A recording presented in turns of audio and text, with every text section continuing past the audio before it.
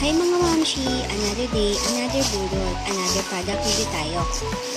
Fan din ba kayo ng white shoes o ng Korean white shoes? Dahil kung hindi naman ay pwede mo nang skip ang video na to.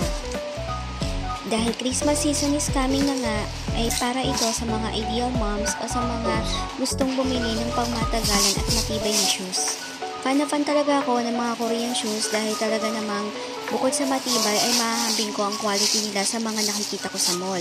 So dahil mura lamang siya ay talaga namang napabili rin ako. Ang kulay na napili ko ay hindi white na white, beige color ang napili ko or yung dirty white na tinatawag para hindi naman talaga dumihin tignan. Pagka-receive ko pa lamang ng order ko ay hindi ko na napigilang ayusin ito at subukan.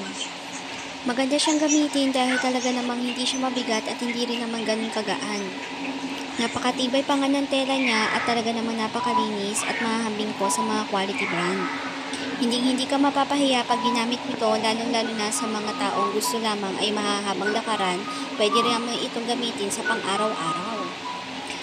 Fan na fan talaga ako ng mga Korean shoes dahil pang ilang beses ko na rin bumibili ng ganitong quality at talaga namang hindi ako binibigo. Talagang subok ko na ito na matibay at magandang gamitin. Ang masasabi ko lang mga ma'ams, ano pang hinihintay nyo, try nyo na rin itong product na to at talaga namang hindi kayo mabibigo. Bukod sa sulit na matibay pa at talaga namang napakaganda. Sa mga gusto nito, ilalagay ko na lamang ang link dyan sa comment section. Ano pang hinihintay nyo, add to cart mo na yan.